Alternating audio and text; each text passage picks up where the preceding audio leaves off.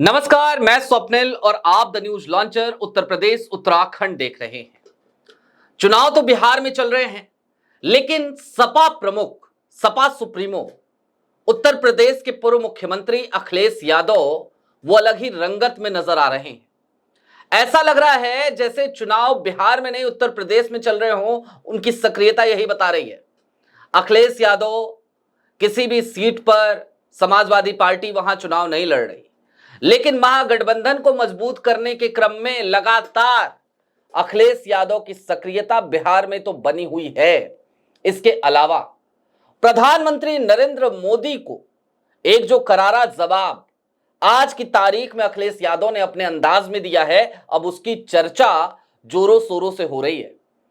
प्रधानमंत्री नरेंद्र मोदी बिहार पहुंचते हैं तो क्या कहते हैं? कट्टा की बात करते हैं।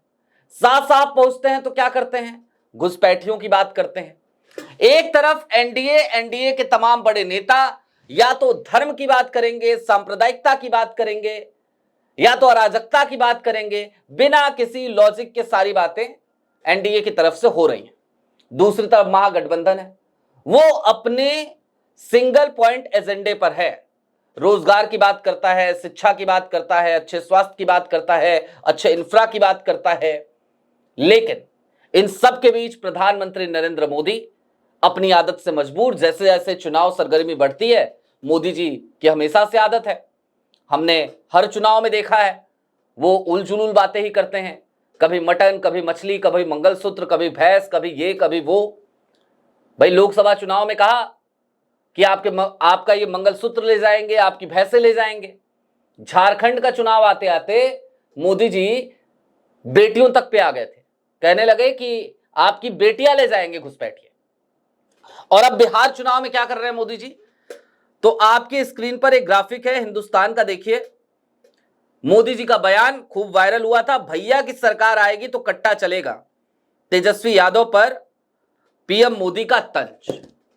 अब मजे की बात यह है कि जिस कट्टे वाली बात की ये बात कर रहे थे, जिस गाने की ये बात कर रहे थे, उस गाने का एक हिस्सा, एक फिल्मांकन, हालांकि हम उसकी पुष्टि नहीं करते, लेकिन बड़ी तेजी से वायरल है। उसमें भारतीय जनता पार्टी के सदस्य और भाजपा के स्टार प्रचारक पवन सिंह भी नजर आ रहे हैं। खैर, अखिलेश यादव ने इस बात का खूब अच्छे से जवाब दिया। आपके स्क्रीन पर अखिलेश का एक ट्वीट है। अखिलेश लिखते हैं, भैया की सरकार आएगी तो नौकरी चलेगी, भैया की सरकार आएगी तो लैपटॉप चलेगा, भैया की सरकार आएगी तो बहनों को पैसा मिलेगा, भैया की सरकार आएगी तो माताओं बहनों को सुरक्षा मिलेगी, भैया की सरकार आएगी तो लोगों को घर मिलेगा, भैया की सरकार आएगी तो बिहार में कारखाना लगेगा, भैया की सरकार आएगी तो बुजुर्गों को इलाज मिलेगा, भैया की सरकार आएगी तो बिहार से कोई रोजगार के लिए बाहर नहीं जाएगा, यानी पलायन पर रोक लगेगी, भैया की सरकार आएगी तो लोग घर पर त्योहार मनाएंगे, भैया की सरकार आएगी तो लोग ट्रेन में धक्का नहीं खाएंगे, भैया की सरकार आएगी तो बिहार का शोषण करने वाले बिहार से बाहर हो जाएंगे, भैया की सरकार आएगी तो सौहार्द बढ़ेगा, भैया की सरकार आएगी तो बिहार का ऐतिहासिक गौरव फिर से खिलेगा, भैया की सरकार आएगी तो बिहार आगे बढ़ेगा। एक ही बात कही थी प्रधानमंत्री नरेंद्र मोदी ने, अखिलेश यादव ने पूरा पोस्टमार्टम कर डाला। और एक एक लाइन पे अगर आप गौर करें अखिलेश यादव की, उन्होंने सबसे पहली लाइन लिखी, भैया की सरकार आएगी तो नौकरी चलेगी। बिहार की सबसे बड़ी समस्या क्या है? वो समस्या है नौकरी की। और नौकरी की वजह से, नौकरी की अनुपलब्धता की वजह से, रोजगार ना होने की वजह से बिहार के ना जाने कितने ही युवाओं को एक प्रवासी की तरह जिंदगी जीनी पड़ती है। वो त्योहारों में भी अपने घर बमुश्किल लौट पाते हैं, और त्योहारों में यदि वो निम्न आय वर्ग के लोग हैं तो फिर उन्हें जनरल बोगी में धक्के खाकर अपने घर पहुंचना पड़ता है, बड़ी मशक्कत के बाद। भैया की सरकार आएगी तो लैपटॉप चलेगा। अखिलेश यादव जब खुद उत्तर प्रदेश के मुख्यमंत्री थे, आपको याद होगा, उन्होंने लैपटॉप वितरित किए थे। कुल मिलाकर सीधे तौर पर अखिलेश यादव ये कहना चाह रहे हैं कि देखिए, अगर तेजस्वी की सरकार बनी तो निश्चित तौर पर यह मान के चलिए कि टेक्नोलॉजी के क्षेत्र में वो बिहार को आगे बढ़ाने वाली सरकार होगी। भैया की सरकार आएगी तो बहनों को पैसा मिलेगा, आर्थिक रूप से बहनों को मजबूत बनाएंगे। इसके अलावा उन्होंने कहा कि माताओं बहनों को सुरक्षा मिलेगी। बिहार की लचर कानून व्यवस्था नीतीश कुमार साहब के राज में ये किसी से छिपी हुई फिलहाल तो है नहीं, फिलवक्त तो है नहीं। लोगों को घर मिलेगा। बिहार में हर साल प्रतिवर्ष जब बाढ़ आती है तो उन आपदा प्रभावित क्षेत्रों में जाकर के देखिए, वहां के लोगों का दर्द, वहां के लोगों की तकलीफें आपकी आंखें भर आएंगी। लोग हर बार बेघर हो जाते हैं, हर बार उनकी संपत्ति का नुकसान होता है और इन तमाम चीजों के दरमियान वो तमाम लोग हर साल इस विभीषिका को झेलने के लिए मजबूर हैं, क्योंकि सरकार ध्यान नहीं देती, सरकार अपनी लापरवाही से चल रही है। बुजुर्गों को इलाज, अस्पतालों की लचर व्यवस्था की तरफ अखिलेश यादव ने ध्यान केंद्रित कराया। यूं तो प्रधानमंत्री नरेंद्र मोदी जी के बड़े बड़े दावे हैं कि यहां एम्स खोल दिया, वहां एम्स खोल दिया। कहीं जमीन पे अभी नींव पड़ी है, कहीं कुछ हुआ है, कहीं एम्स की बिल्डिंग तैयार हो गई है। पूरे देश का हाल यह है तो वहां पे बेसिक सुविधाएं भी नहीं है। ये हाल चल रहे हैं एम्स का, उद्घाटन हर जगह हो जाता है। इसके अलावा उन्होंने कारखाने की बात करी, भाई इन्वेस्टमेंट की बात करी, और इन्वेस्टमेंट कैसे हो तो उस तरीके से ना हो जैसे अडानी साहब की होती है हर जगह। भाई अमित शाह साहब एक मीडिया चैनल के निजी कॉन्क्लेव में यहां तक कह देते हैं कि बिहार में जमीन नहीं है, लेकिन उसी बिहार में 1 रुपए एकड़ के हिसाब से अडानी साहब के लिए जमीन है और बाकी लोगों के लिए जमीन नहीं है।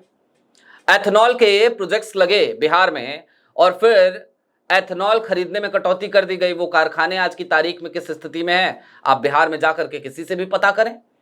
एक तो भारतीय जनता पार्टी के कार्यकर्ता हैं, नेता हैं, उनका भी एथेनॉल प्रोजेक्ट है। वो एक दिन नाराज हो गए, उन्होंने ट्वीट किया, बकायदा अपनी वीडियो को पोस्ट किया और बताया कि भाई सरकार किस तरीके का दोहरा रवैया अपना रही है। पहले एथेनॉल का प्रोजेक्ट लगाने के लिए हमको प्रेरित किया गया और जब हमने पैसा वैसा सब झोंक दिया है, लगा दिया है, तो अब हाल ये है कि खरीद में कटौती कर दी गई है और हमारा भारी नुकसान हो रहा है। तो कुल मिलाकर तमाम स्थितियां बिहार की जो लचर हैं, जो दिखती हैं, बिहार आज भी एक पिछड़े हुए राज्य में गिना जाता है। सारे संसाधन होने के बाद, रिसोर्सेज होने के बाद भी उसके पीछे सबसे बड़ा कारण क्या है? सबसे बड़ा कारण यही है कि बिहार के लोगों की क्षमताओं का आकलन करते हुए उन लोगों को उस तरीके का अवसर मुहैया नहीं कराया जाता।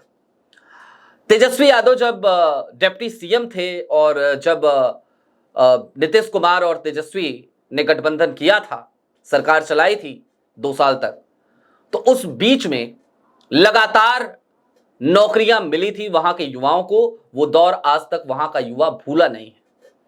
और अखिलेश यादव 2027 अभी दूर है, लेकिन आज की तारीख में 2025 में वो खुलकर बिहार में जगह जगह ना सिर्फ जा रहे हैं, बल्कि लगातार भारतीय जनता पार्टी के तमाम एजेंडे को धराशायी करते हुए भी नजर आ रहे हैं। अखिलेश यादव कुल मिलाकर आज की तारीख में एक मैच्योर राजनेता की तरह इंडिया गठबंधन को, महागठबंधन को मजबूत करने में जुटे हुए हैं। और यही अखिलेश की सबसे बड़ी ताकत है, समाजवादी विचारधारा, जिसके साथ वो आज की तारीख में अडिग होकर खड़े हैं बिना किसी स्वार्थ के। क्योंकि सनद रहे अखिलेश यादव बिहार में किसी भी सीट पर उनकी पार्टी चुनाव नहीं लड़ रही है, वो सिर्फ और सिर्फ बिहार में अपने हेलीकॉप्टर को लगातार इसलिए लैंड करा रहे हैं क्योंकि उन्हें भारतीय जनता पार्टी, भाजपा और उसकी सोच, इन दोनों को परास्त करना है। अभी के लिए दीजिए इजाजत। आपकी क्या राय है कमेंट बॉक्स में जरूर बताइएगा। चलते चलते बस इतना ही। चैनल पर नए हो तो सब्सक्राइब करते हुए जरूर जाइएगा। बहुत शुक्रिया।